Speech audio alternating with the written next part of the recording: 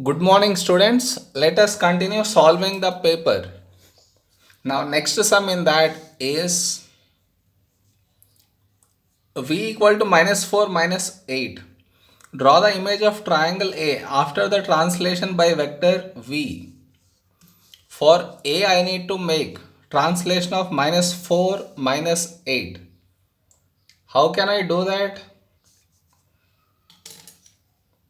Here, it's negative 4.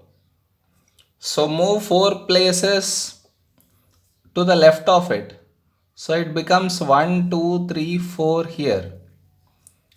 Next, negative 8. So move 8 places down. So here it is 4. So this point will come over here. So if this is A, this becomes A dash. Now, where will this point come? Move 4 places to this side. So it's at 8 here. And move 4 places down. So this will come over here. So it is B dash. So now this point at 8 move 4 places. So at 4 it comes, then move 8 places down. So this. Now just join them.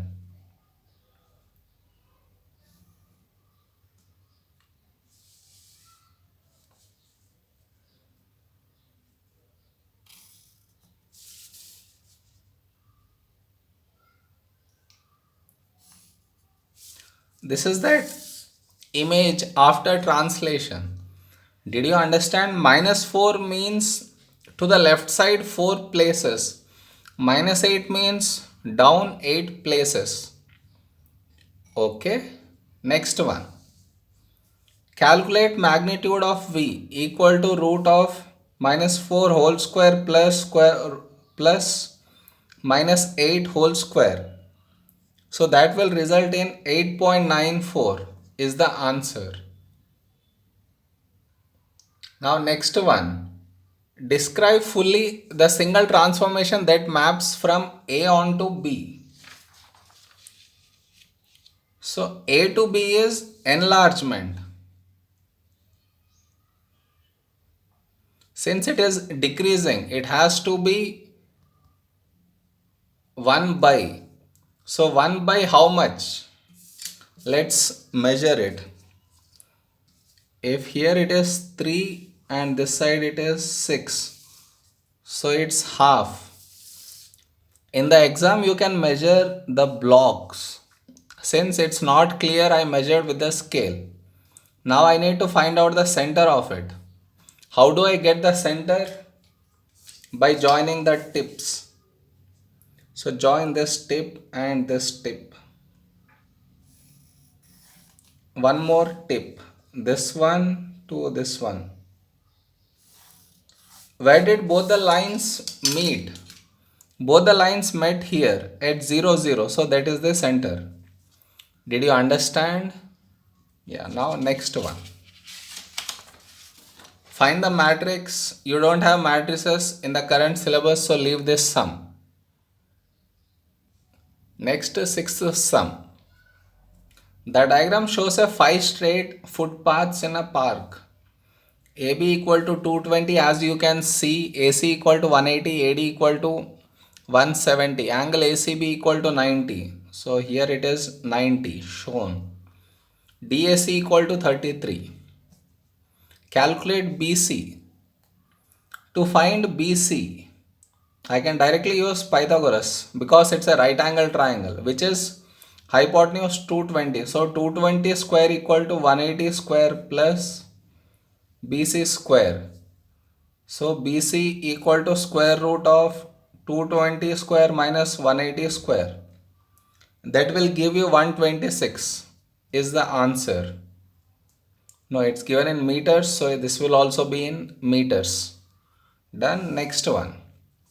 Calculate CD. Now to calculate this, in this triangle I go with cos rule. So CD square equal to, I know 170 square plus 180 square minus 2 into 170 into 180 into cos of opposite to this side 33. So CD equal to square root of this whole thing. So that you get 99.9 meters. Just place in the calculator, that will give you the answer. Now next one, calculate the shortest distance D from D to AC. So where is the D point? Here. To AC, shortest distance means I need to drop a perpendicular to AC. This is that shortest distance, x. How do I find out? I know this angle. So this x is opposite to that angle. And what is this? Hypotenuse. Relation between opposite and hypotenuse, sine. So sine 33 equal to x by 170. Send 170 that side, x equal to 170 into sine 33. That will give you 92.6 meters. That is the shortest distance. Shortest distance has to be the perpendicular one. Okay, next one. The bearing of D from A is 47. After from, what is the letter A? So A is taking a turn to reach D. So north of A is here. A is taking a turn to reach D. By how much angle is it taking a turn? 47 degrees. So this is 47 degrees. Did you understand? After from, whatever letter is there, that is taking a turn. Now calculate the bearing of B from A. After from, what is the letter A? That means A is taking a turn to reach B. That I need to find. So A should turn this much angle to reach B. How much is that? I already know these two angles. If I find out this, my sum will be done. So how can I get this angle? Again, I know this one. This is adjacent to this angle and this is hypotenuse. Relation between adjacent hypotenuse, cos theta. So cos theta equal to adjacent 180 by 220. So theta equal to cos inverse of 180 by 220. Okay, which is 35.09 is this angle. Now from A till B means the entire angle I need. Entire angle I get by adding plus this angle and also plus 47. So this will give you 115.1 degrees. So A should turn this much angle to reach B. Now next one. Calculate the area of quadrilateral ABCD. So area of ABCD equal to area of two triangles, which is one of them is ABC plus area of other one is ACD. Clear enough, isn't it? Now area of triangle ABC means, since it's a right angle triangle, I can go with half base into height. What is the base? BC.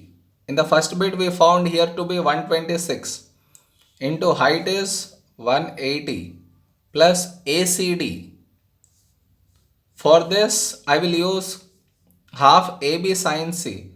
So 170 into 180 into sine of angle between them 33. Did you understand? I use these two sides, so this angle I need to take, which I have taken. So just place in the calculator, you get 19700 meter square. Did you understand? Now next sum. The train stops at station A and at station B. The train is late at station A. The probability that it is late at station B is 0.9. It's given. If this is 0.9, this is 0.1. Okay.